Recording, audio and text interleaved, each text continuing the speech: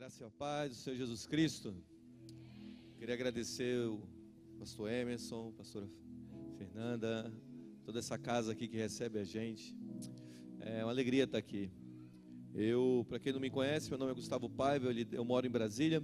Eu lidero uma organização chamada Nova Geração, que tem como objetivo levantar, treinar e equipar líderes para se posicionar nas esferas da sociedade. Também sou pastor de uma igreja local em Brasília, lidero uma igreja nos últimos 1 ano e 7 meses.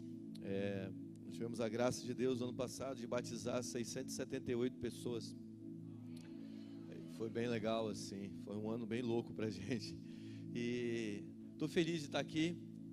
E para mim é um grande prazer fazer parte do que Deus está fazendo em nossa nação. E eu me coloco como um servo disso. E Deus está fazendo algo novo em nossa nação. Amém?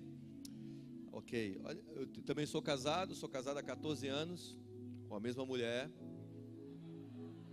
Hoje está meio complicado, você tem que falar isso. Sou pai de 3 filhos. Eu tenho a Isabela de 11 anos, o Benjamin de 7 e a Emanuele de 6. Tem uma escadinha lá em casa, 3 furacões. Eles mandaram um abraço para vocês. Toda vez que eu viajo, eles viram para mim: você está indo para onde? Indo para o Rio de Janeiro.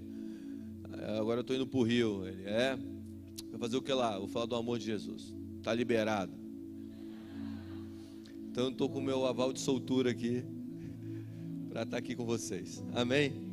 Olha para o lado aí e diga: orei a semana inteira para sentar do teu lado. Funcionou?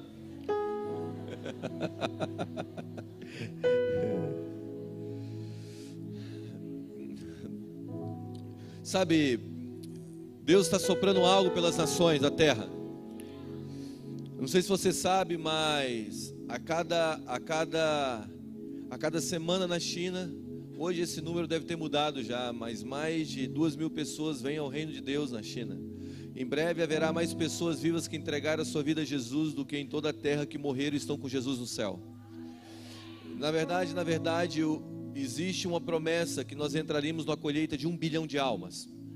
Sabe, há várias profecias que dizem que quando Jesus tomasse Billy Graham, para quem não sabe quem foi Billy Graham foi o maior evangelista de todos os tempos, se pode se dizer assim. Para você ter uma noção, Billy Graham fez uma cruzada de milagres e de salvação no Kremlin, na Praça Vermelha, na época do comunismo. Então Billy Graham ele representa um homem que levou uma porção de avivamento pelas nações. E havia várias profecias dizendo que quando Jesus tomasse Billy Graham, promovesse ele, o manto do Billy Graham cairia sobre uma geração. E nós entraríamos na colheita de 1 bilhão de almas. Eu não sei se você se empolga com isso, mas eu fico muito empolgado, porque Jesus está dizendo que nós iríamos entrar num dos maiores avivamentos da história. E se você passar os olhos nas nações, as nações estão começando a voltar os seus olhos a Jesus. Sabe, tem amigos nossos que lá na Europa, onde dizem que é um continente pós-cristão, ou pós-Cristo, que é um continente que tem virado as costas para o Senhor agora. Eles acabaram de juntar mais de 10.000 pessoas no leste europeu, e eles têm promovido um avivamento naquele lugar. Sabe, existe uma nova fome vindo sobre as nações, existe um rio de Deus fluindo sobre os povos, existe uma promessa de Deus, que as nações se tornariam do nosso Senhor. E eu acredito de verdade que nós, como Brasil, nós seremos protagonistas de todo esse avivamento que Deus tem falado para as nações. Eu acabei de estar agora a gente acabou de fazer uma conferência em Brasília, no domingo à noite, tinha 4.000 jovens lá naquele lugar, e líderes, e alguém aqui estava lá, estava lá na conferência, lá em Brasília, e eu estava conversando com um dos líderes mundiais, um cara que tem sido uma voz para o mundo, e ele diz assim para mim: o que vocês têm no Brasil precisa agora ser levado ao mundo. Agora, eu fico pensando, sabe, a gente tem que acabar com a nossa síndrome do patinho feio, sabe? A gente acha que a gente é tão feio, a gente acha que a gente não tem uma teologia capaz de influenciar o mundo, que a gente não tem uma música capaz de correr as nações. E a grande verdade é que o mundo está clamando pela nossa hora, pelo nosso momento. E você faz parte disso. Esse avivamento global, parte do estupim dele vai começar em você. Em você, diga em mim. Sabe, eu acredito que o Brasil será protagonista dessa próxima onda de avivamento para as nações. E não sou só eu que estou dizendo isso, é o mundo que está dizendo isso. E chegou a hora de nós abraçarmos o nosso destino, amém? Agora nós temos alguns desafios a viver. Eu acredito que o Brasil ele precisa entrar agora, nesse exato momento, em uma atmosfera de reino. Talvez a coisa mais verdadeira, ou melhor, a coisa mais urgente que nós possamos fazer agora é começar a mudar nossa mentalidade, é começarmos a entrar nesse lugar de uma crença naquilo que Deus tem para nós. E uma das verdades que eu quero fundamentar aqui nessa introdução dessa palavra é que quando Jesus morreu, ressuscitou, ele foi para a direita de Deus Pai, ele levou consigo para assentar lá, eu e você. A Bíblia diz que nós estamos assentados com Cristo Jesus nas regiões celestiais, amém? Isso não pode ser uma doutrina, tem que ser um estilo de vida. Vamos lá, isso não pode ser uma doutrina que você lê aí na tua Bíblia, isso tem que ser um estilo de vida, de estar sentado com Cristo Jesus nas regiões celestiais. O que significa isso, Guga? Significa que eu vivo a partir da perspectiva dos céus. Só existem duas maneiras de viver a vida: da perspectiva da terra ou da perspectiva dos céus. Quando você está sentado com Cristo Jesus nas regiões celestiais, significa que agora você está vendo as coisas segundo a perspectiva do reino. Isso vai criar então uma atmosfera do reino, e isso vai provocar uma transformação ainda mais profunda na nossa geração. É mais ou menos assim. A Bíblia diz que existia um homem da terra que foi para os céus, Isaías capítulo 6. E quando ele chega diante dos céus, ele vê o Senhor assentado sobre o trono, e ele faz uma declaração. E a declaração dele é assim, é essa: ai de mim que vou perecendo, porque eu sou um homem de lábios impuros e moro em meio a um povo de impuros lábios, os meus olhos viram o Rei. O versículo seguinte diz que existem seres dos céus, e eles estão olhando um para os outros e estão dizendo: santo, santo, santo é o Senhor dos exércitos, toda a terra está cheia da glória do Senhor. Agora, a declaração do homem da terra no céu é que esse homem estava declarando, estava dizendo, é que a terra está cheia de homens de impuros lábios. Mas os seres dos céus estão olhando para a terra e estão dizendo: toda a terra está cheia da glória de Deus. Calma aí, existe um choque aqui. Existe uma realidade da terra que nós muitas vezes estamos declarando nos céus, mas existe uma realidade dos céus que precisa ser declarada na terra. E quando você vive da terra para os céus, você está declarando as mazelas da terra nos céus. Mas quando você vive do céu para a terra, você está declarando as verdades do céu para a terra. Sim, eu quando eu estava vindo para cá, eu li que essas últimas 48 horas no Rio de Janeiro houve 27 tiroteios. Sim, a fé não nega os fatos, mas a fé não coloca os fatos numa posição de influência. Faz sentido para vocês? Então, quando você está vivendo nessa atmosfera do céu, você está declarando a verdade de Deus sobre o Rio, a verdade de Deus sobre o Brasil, a verdade de Deus sobre as nações. Deixa eu explicar isso melhor. A Bíblia fala que existem 3 céus. O primeiro céu, esse céu das estrelas, o céu que você passa muitas vezes angústia, tribulação, solidão, medo. Muitas vezes você está vivendo em escassez ou em abundância. É o céu onde você tem alegria, é o céu onde você tem sentimentos. É esse céu, o primeiro céu. A Bíblia fala sobre o segundo céu, que é os céus onde é travadas as batalhas espirituais, onde estão principados e potestades. Você lembra quando Deus mandou as palavras para Daniel, e o príncipe da Pérsia segurou as palavras? Então Deus manda o arcanjo Miguel, e ele guerreia e libera as palavras para chegar até Daniel. Esse é o segundo céu, é o céu onde há as batalhas espirituais, onde há principados e potestades. Mas o apóstolo Paulo relata que existe um terceiro céu, que é chamado céus dos céus, ou céus do Senhor. E ele conheceu um homem que foi para lá. Paulo estava falando dele mesmo, né? E ele diz o seguinte: que esse terceiro céus é os céus do Senhor, é onde está o trono de Deus. Como eu disse, a Bíblia diz que você está sentado com Cristo Jesus nas regiões celestiais. Aonde? Nesse lugar, no terceiro céus. Então, se você vive da terra para os céus, angústia, dor, solidão, principados, potestades, dominadores, está sobre você. Mas se você vive do céu para a terra, medo, angústia, principado, dores, coisas do passado, coisas do porvir, está abaixo de você. Então você tem que escolher a perspectiva que você vive. Porque se você vive dos céus para a terra, se você vive assentado com Cristo Jesus nas regiões celestiais e tem a perspectiva de lá, você vai começar a declarar o que está no coração dele para a terra. E você não vai ficar falando, sabe, mais aquelas coisas, porque a política da nossa nação está podre. Realmente está podre. Mas o que Deus tem para a política da nossa nação? Essa é a declaração que tem que sair dos nossos lábios. Quando nós começamos a enxergar a terra segundo a perspectiva do reino, nós começamos a declarar: a terra está cheia da glória, a terra está cheia da glória, a terra está cheia da glória. Você chega em casa, você encontra talvez o teu filho aí desviado dos caminhos do Senhor, e ele está vivendo uma vida louca. É fácil você olhar para ele e falar assim: você está vivendo uma vida louca. Você tem que declarar o que Deus disse, o que Deus pensa sobre ele, o que Deus sonhou para ele, o design original de Deus para ele. Isso provoca uma atmosfera de reino, porque mais forte do que apontar o pecado é liberar o destino. Quando Deus encontra Moisés fugitivo, assassino, Deus vira para ele e fala: você é um libertador. Deus não virou para ele: cachorrinho fugitivo, você, né, tá fugindo, né? Não. Deus falou para ele: você é um libertador. Mas ele era um assassino, mas Deus disse para ele: ei, você é um libertador, você é um libertador, porque Deus está mais interessado no teu design original. Deus está mais interessado naquilo que Ele sonhou para você. Então, quando Deus quer te levar para o teu propósito, Ele não fica lembrando das tuas mazelas, Ele só lembra de você, quem você realmente é. E isso vai criando uma atmosfera de reino capaz de mudar a nossa nação. E eu acredito que essa atmosfera é que vai puxar de nós as melhores sementes. Tem um amigo meu que me contou uma história, e eu vou contar essa história para a gente ler o texto, e eu quero me fundamentar hoje.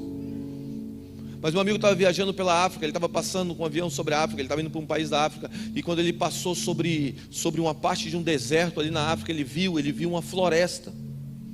Ele pousou o avião, 15 minutos depois, ele pousou esse avião, e ele virou para o rapaz que foi pegar ele no aeroporto e falou assim: olha, eu vi uma floresta aqui, como é que uma floresta pode nascer no meio do deserto?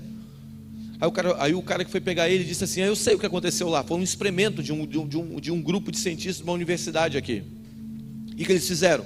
Eles desviaram um canal de água e regaram aquela parte do deserto. Eles não plantaram uma semente, de repente começou a nascer uma floresta naquele lugar, porque havia sementes ali na terra. O que eu quero propor é o seguinte: que quando nós preparamos o clima certo, quando nós preparamos a atmosfera correta, as melhores sementes que Deus já plantou em nós começam a florescer.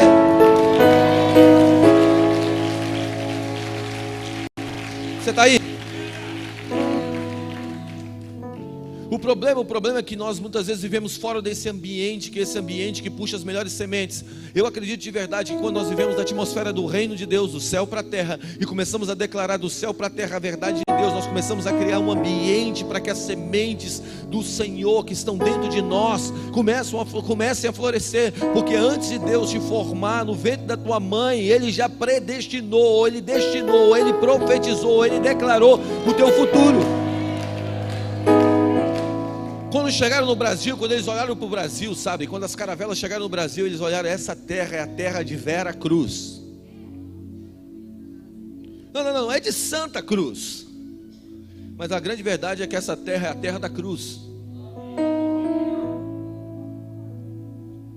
Por quê? Porque antes de Deus formar essa nação, já havia uma palavra sobre ela.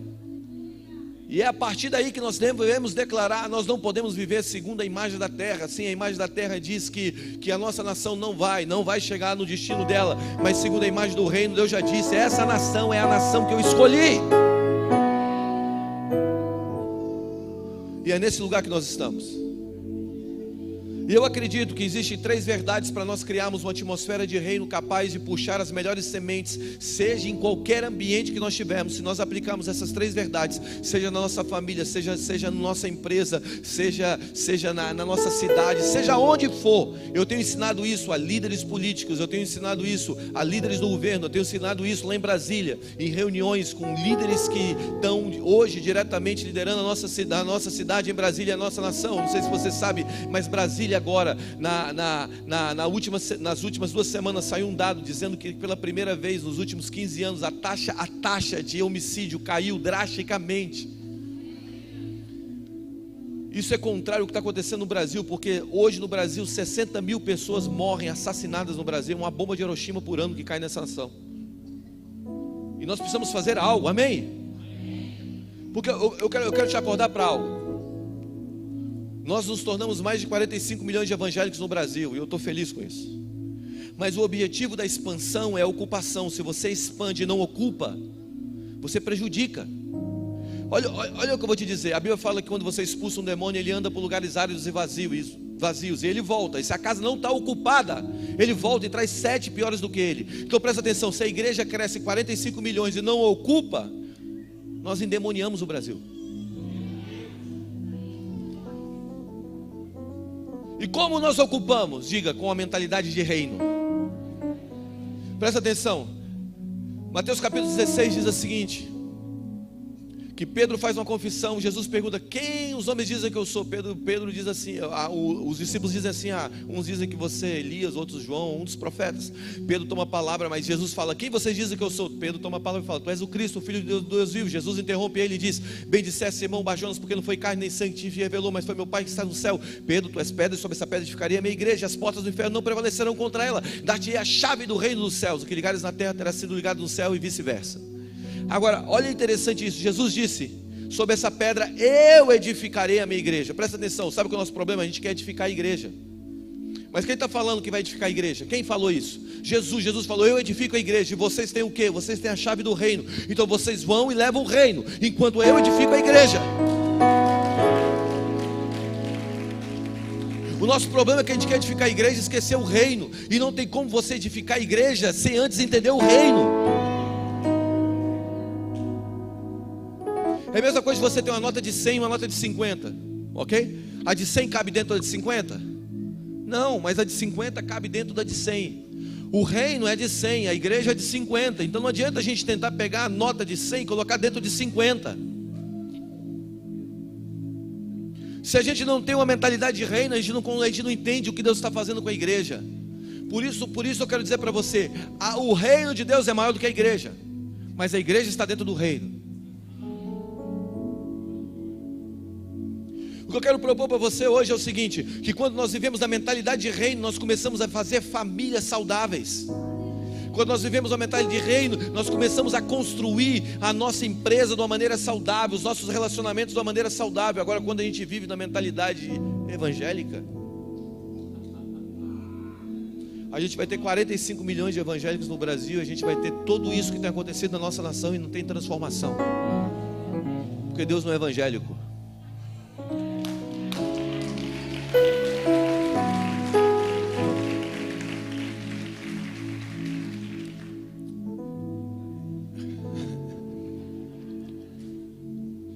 E como então, Guga, nós começamos a viver? Como eu vivo nessa mentalidade de reino e começo a criar uma atmosfera para que as sementes da nossa nação brotem? Abra comigo Isaías capítulo 54. Nós vamos ler Isaías 54 e eu vou...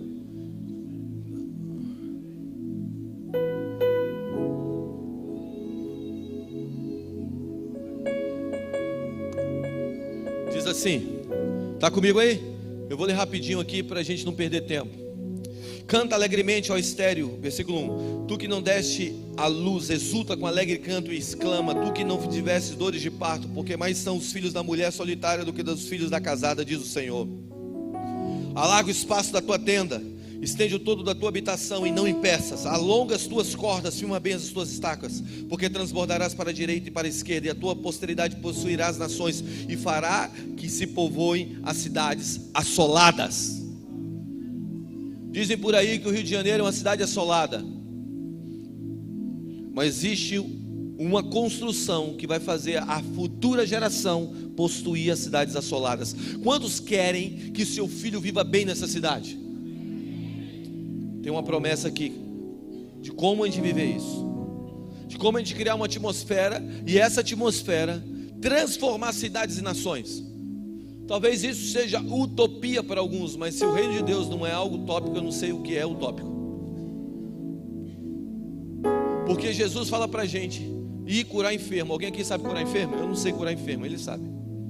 E ressuscitar mortos. Alguém aqui sabe ressuscitar mortos? Você sabe, você me ensina, porque eu não sei ressuscitar mortos, mas ele sabe. E discipular nações. Eu não sei como fazer isso, mas ele sabe. Então o que ele está dizendo? Para a gente fazer algo que é impossível de se fazer. Todos nós aqui como igreja, a igreja é comissionada ao impossível. Agora, esse texto ele tem três verdades. Três verdades. Eu quero me focar nessas três verdades. A primeira: canta alegremente, ó estéril. O que significa isso? Antecipar, romper. Diga romper. Olha para o lado e diga assim: você foi chamado para antecipar um romper. Sabe, olha o que ele está dizendo: canta, ó estéril. Ele está dizendo para estéril cantar.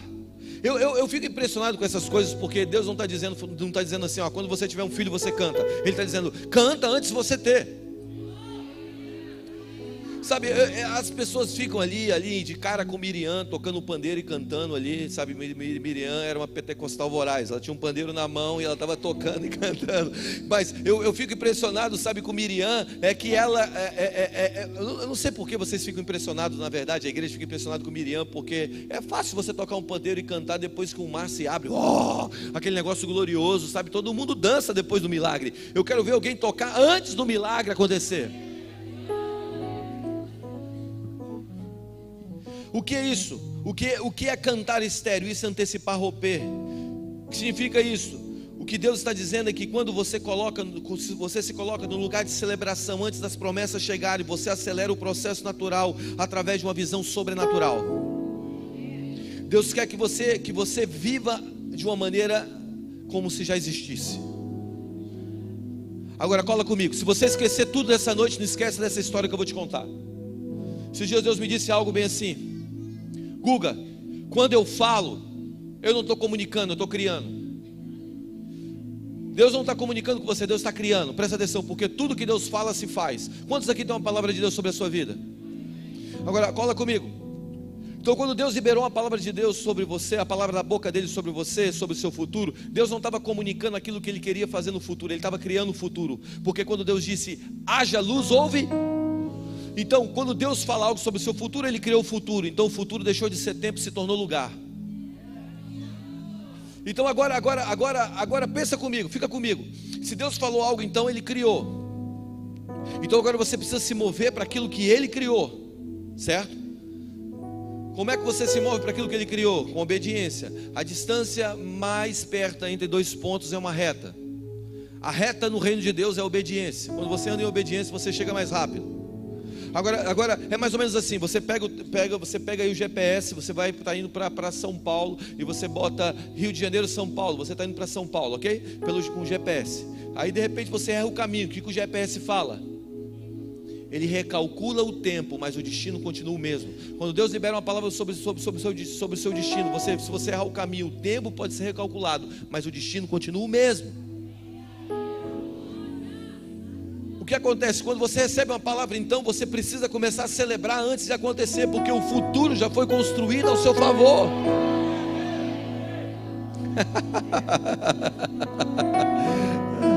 É mais ou menos assim, ó. Você fica grávido. Quando eu tenho uma menina de 11 anos, a Isabela foi nossa primeira filha, minha e da Mara.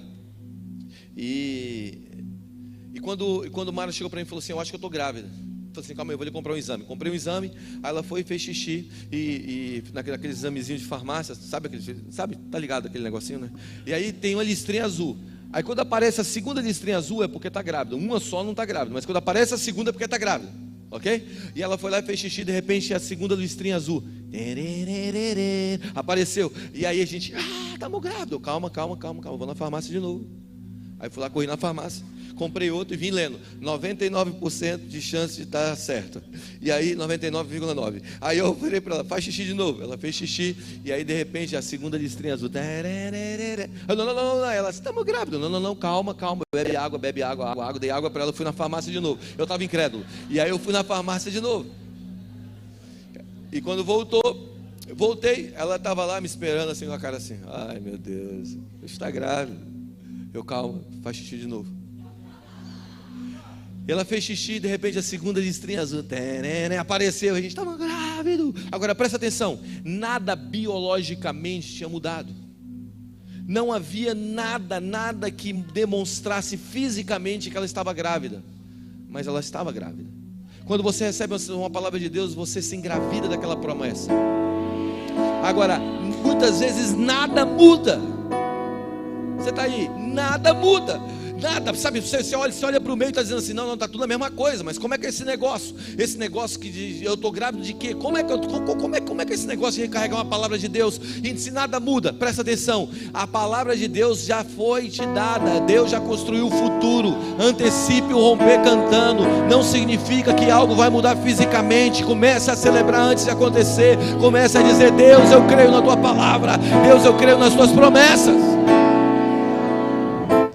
Você está aí? Isso começa a criar uma atmosfera.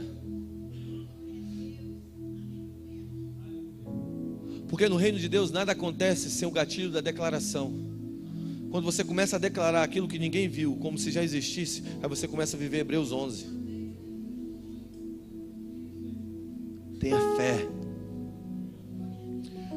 Quando Deus me encontrou, eu era vida louca. Sabe, Deus virou para mim e começou a falar que eu ia fazer o que eu estou fazendo hoje. Antes, eu quero dizer para você, eu fui expulso da igreja. Pra você ver como é que eu era. O pastor me chamou e falou assim, você não vai dar em nada, moleque. Vai embora e nunca mais volte aqui. Fui expulso da igreja. Eu era o último do último, o último da fila, sabe? Aquele que ninguém queria, era eu. E eu me lembro que eu fui para uma reunião e um pastor olhou para mim e disse assim, você aí. Aí todo mundo que aponta para a gente olha para trás, né? Eu.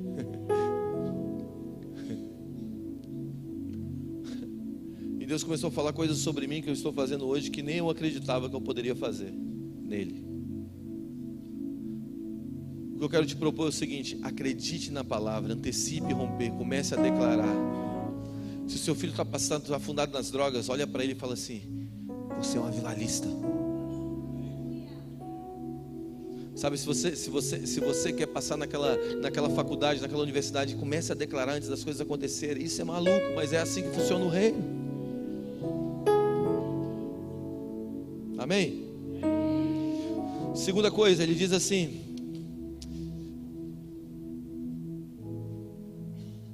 alarga o espaço da tua tenda e estende o todo da tua habitação. Diga, alarga o espaço da tua tenda. A segunda coisa que para trazer uma atmosfera de reino e começar a puxar as sementes, a primeira é viver em fé e declarar antes, celebrar antes de acontecer. A segunda coisa é alargar o espaço da tenda, isso é expandir. Alargar o espaço da tenda, tenda fala de sistema de crenças.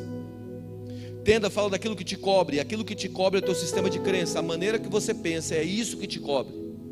Se você pensa errado, você vive errado. Você está aí? Olha o que diz Gênesis capítulo 15, versículo 5. Então disse o Senhor a Abraão, conduzindo ele para fora da tenda ao oriente, olha para os céus, quantas estrelas, se é que tu podes, e prometeu, assim será a tua posteridade. Existem horas que Deus quer nos tirar daquilo que nos cobre, alargar o nosso sistema de crenças. Como uma crença é formada então? Como uma crença entra em nosso coração? Presta atenção. Uma experiência gera uma crença. Uma crença leva um comportamento. Um comportamento repetitivo se forma uma cultura. Quando Deus quer mudar a tua crença, Ele te dá uma experiência, porque a experiência leva a uma crença, e a crença leva a um comportamento. O comportamento repetitivo se faz uma cultura. Então por isso Jesus, quando andava na terra, Ele dava experiências. Porque quando Ele dá experiências, na verdade Ele está mudando as crenças. Eu acho isso muito louco, por quê? Porque todas as vezes que Deus ampliou a minha crença, Ele estava me dando uma experiência. Um homem com experiência sempre vai mais longe que um homem que carrega informação. Você pode ter toda a informação do mundo, mas se você não tiver uma crença, se você não tiver uma experiência, isso é só algo que você tem como informação. Se você vem aqui hoje, senta aqui essa noite e ouve as palavras e diz assim, essa palavra é legal, que palavra legal, ou essa palavra é horrível, eu não estou gostando dela, mas se você vem culto com a escuta e você simplesmente ouve uma palavra e não deixa aquela palavra se virar uma experiência na tua vida, você só tem informação. Você está aí? Deus quer te dar uma experiência. Deus não quer que você ande por informação. Deus quer te dar uma experiência.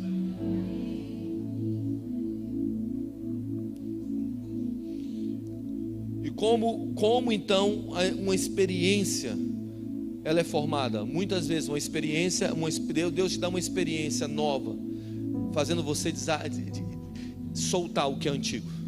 Presta atenção. Muitas vezes você está tão apegado àquilo que já foi, que você está perdendo aquilo que vai vir. Um dia Deus virou para Moisés e falou assim: Moisés, bate na rocha. O que Moisés fez? Bateu na rocha, saiu água, ele bateu a sede de 3 milhões de pessoas. Lá na frente Deus virou para Moisés e falou: fale a rocha. O que ele fez? Ele bateu na rocha. O que aconteceu? Ele perdeu a terra. Agora cola comigo. Deus fez de uma maneira e agora Deus queria fazer de outra.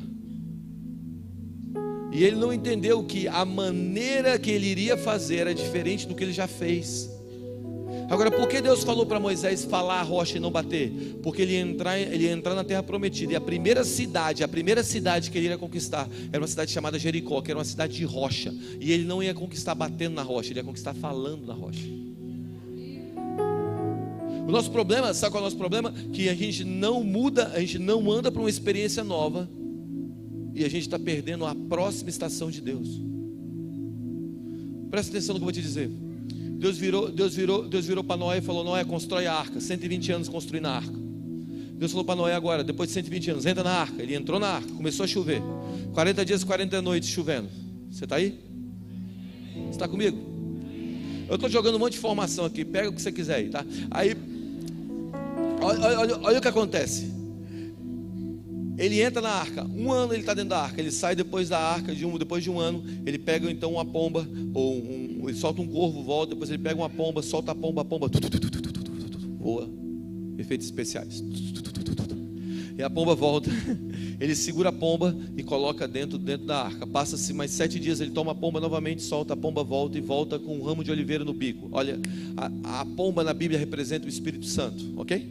É a representação do Espírito Santo. A oliveira verdadeira é Jesus. Então o Espírito de Deus, a pomba pairava sobre a face das águas e não pôde repousar a primeira vez. Por quê? Porque a terra estava sobre as águas do juízo. A segunda vez, o Espírito de Deus paira sobre a face das águas, encontra a oliveira verdadeira, que é Jesus, que também é a palavra, e agora ele volta, e quando volta, o mundo está pronto para ser reconstruído. Agora, olha que interessante isso. Ele vai então, ele sai, Deus vira para ele e fala: sai da arca. Pensa comigo, gente. Pensa comigo. Olha Noé dizendo: Deus, eu construí isso aqui 120 anos. Senta aqui, Mateus. 120 anos construindo esse negócio. Deus, é o seguinte: eu construí esse negócio, tem 120 anos que eu construo esse negócio. Agora você está mandando eu largar isso. Deus já te mandou fazer algo e você ficou tão apegado àquilo que aconteceu no passado que você está perdendo a próxima experiência que Deus quer te dar. Deus está dizendo para algumas pessoas aqui: sai da arca. Foi bom o tempo da arca. Foi bom. Deus usou aquele lugar, Deus usou aquele tempo, Deus usou aquela estação. Agora sai da arca. Muitas vezes você está tão apegado à arca, sabe? Aquele modelo antigo que Deus agiu, que Deus fez. Deus está dizendo assim: é tudo novo. E sabe por que a gente não cria uma atmosfera do reino? Porque a gente sempre está apegado a algo que Deus fez no passado. Presta atenção. A gente ama Jesus, a gente ama Jesus mais do que as estruturas.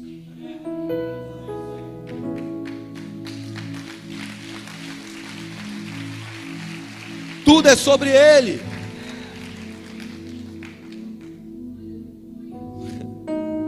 Você lembra da transfiguração de Jesus? Eu acho que esse texto deveria ser traduzido diferente.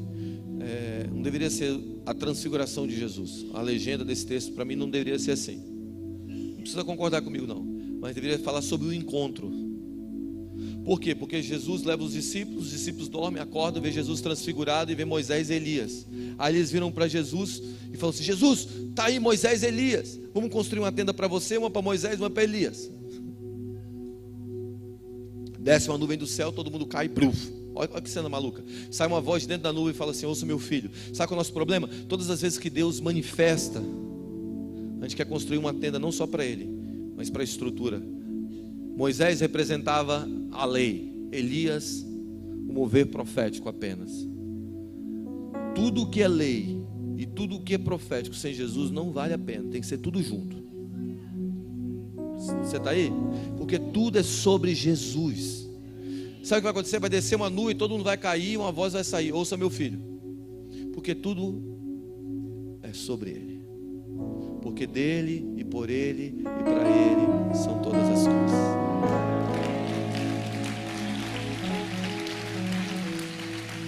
Eu fico pensando, cara, sabe, porque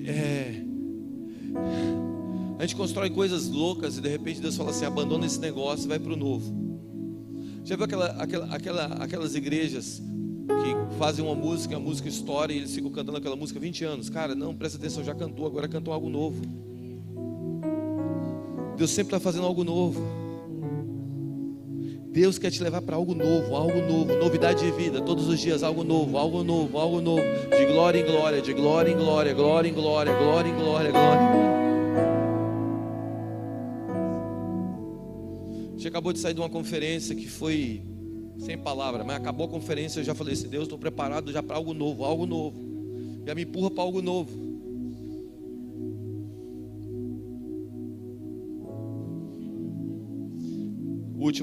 Terceiro e último.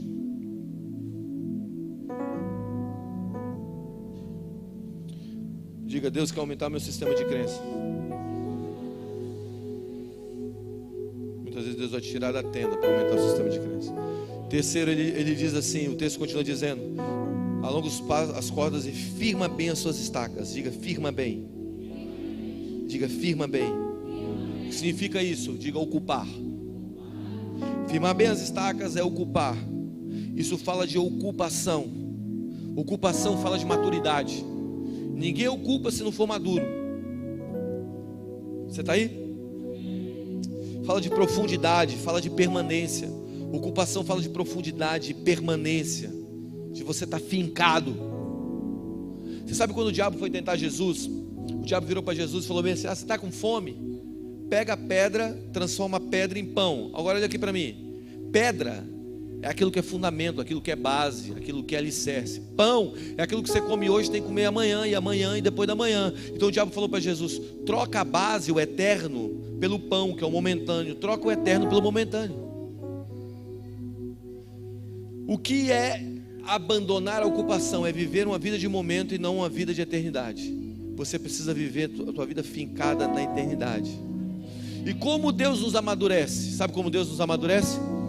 Não respondendo todas as nossas orações. Você está disposto a orar e não ser respondido? E permanecer? Tem muita gente que está sentada aqui e está dizendo assim: Deus, o Senhor não respondeu minha oração que eu fiz, você não está respondendo. Presta atenção. Quando Deus não responde a sua oração, você precisa ter confiança. Eu vou te ensinar isso. O nome disso é processo. Diga: processo. A Bíblia diz o seguinte: tenha motivo de grande alegria quando passares por tribulações. E ele diz que esse processo completo vai te dar maturidade. Agora olha para mim. Como é isso, Guga, então? Processo é a maneira pelo qual Deus trabalha em você, para que um dia você possa conviver com o peso do favor dele. Se você foge do processo, você não vai ter aporte, sabe? Você não vai ter casca para segurar o peso do favor de Deus. Porque Deus quer te dar favor, mas Ele vai te colocar num processo para que a bênção dele venha e não te cause dores. E processo vai te dando casca grossa, sabe? Os dois primeiros reis da história bíblica que começaram a reinar sobre Israel, Saul e Davi, um foi ungido sem processo, o outro foi ungido e passou 15 a 17 anos de processo. Quem foi o maior rei? Saul ou Davi? O rei com processo é o rei sem processo. Então a gente não pode fugir do processo. Todas as vezes que a gente sente dor, a gente desvia do processo. Presta atenção, encara a dor, cara, passa pelo processo.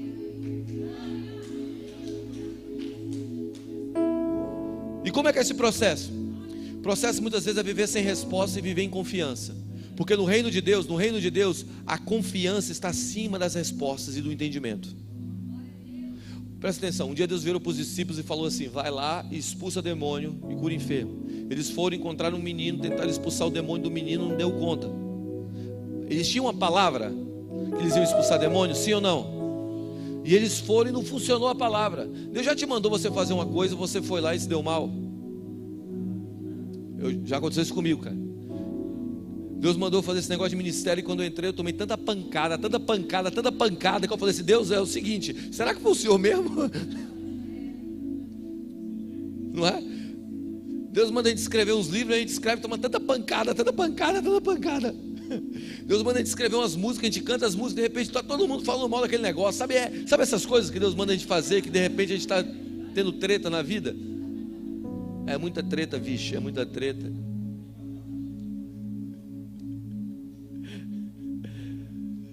Deus manda os discípulos expulsarem demônio. Eles encontram um menino lá. Sabe aquele menino que eles tentam expulsar e não deram conta de expulsar o demônio do menino, que era endemoniado desde pequeno. E eles voltam para Jesus e dizem: Jesus, não saiu o demônio. Mas eles não tinham a palavra e o demônio não saiu. Qual o segredo? O segredo é voltar para Jesus. Diga, voltar para Jesus. Porque todas as vezes que eu vou na palavra e não funciona, eu volto para Jesus, a revelação é ampliada. Eles voltaram para Jesus, e quando eles voltaram para Jesus, Jesus disse para ele: Ei, essa caça só sai com jejum e oração. O que ele fez? Ele ampliou a revelação. Muitas vezes você tem uma palavra, mas você não tem toda a revelação. Então quando você vai da palavra e não funciona, você volta para Jesus, a revelação é ampliada, e aí a palavra se torna efetiva. Agora eu quero te dar uma dica. Quando as coisas não funcionarem, mantenha-se em fé, porque todo questionamento feito em uma atmosfera de fé te dá uma nova revelação. Todo questionamento feito fora da atmosfera de fé vai gerar incredulidade. Então o que é manter a atmosfera de fé? É você não entender e confiar. Eu não entendo tudo, eu não sei o que está acontecendo, mas eu confio. Cara, eu não estou entendendo tudo, cara. Eu não estou entendendo o que estava rolando, mas eu confio em Deus, porque Deus nunca me levaria a um lugar que Ele não esteja.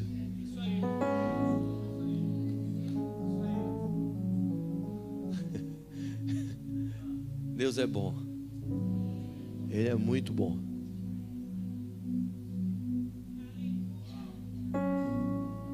O que é isso? Isso é permanecer, ainda que você não entenda. Nós precisamos ser como esses icebergs, são 10% para fora e 90% para baixo. A gente está permanecendo. Eu não estou entendendo, Deus, o que o Senhor está fazendo, mas uma coisa é certa: o Senhor nunca me levaria a um lugar que o Senhor não esteja. Eu vou permanecer aqui. Eu vou permanecer contigo. Isso vai te gerando uma profundidade tamanha que você não está com Deus agora por aquilo que Ele faz, mas você está com Deus por aquilo que Ele é. E eu vou encerrar com isso. Presta atenção no que eu vou te dizer. A igreja, ela não é um hospital para as nossas doenças. A igreja é um centro de destino. Escuta o que eu vou te dizer. Você não tem que vir para cá para ser livre de algo. Você tem que vir para cá porque você tem um chamado.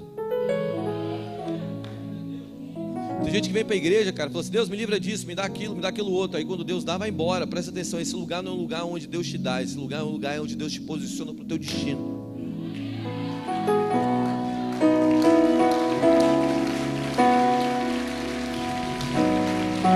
Ó, você lembra de Paulo e Silas?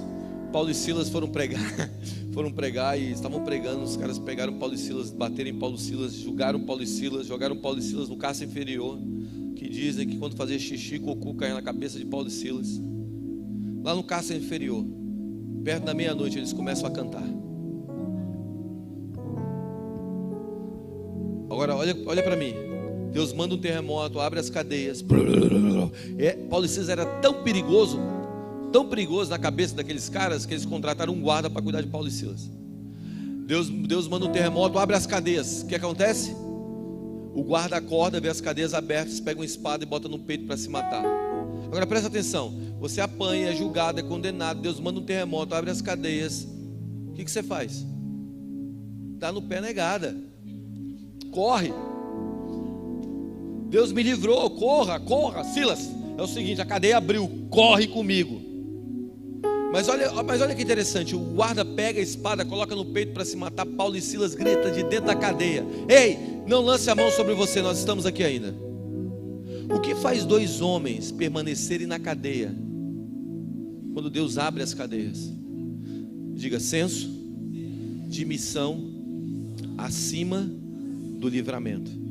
Porque quem vive pela missão, ó, presta atenção no que eu vou te dizer. Quem vive pelo livramento perde a missão, mas quem vive pela missão sempre tem livramento.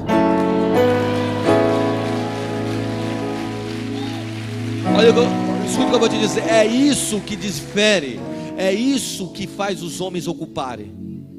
Os homens, nós não podemos vir para a igreja para recebermos o livramento. Nós temos que vir para cá porque nós temos uma missão. Qual é a missão? Vemos essa geração sendo incendiada, sendo transformada, sendo cheia do fogo do Espírito. Vendo essa geração se posicionando para o destino dela. Vendo o Rio de Janeiro, o Brasil, abraçando o destino de ser um celeiro de avivamento para as nações. Nós não estamos aqui para sermos livres, Deus. Nós estamos aqui porque o Senhor tem uma missão para nós.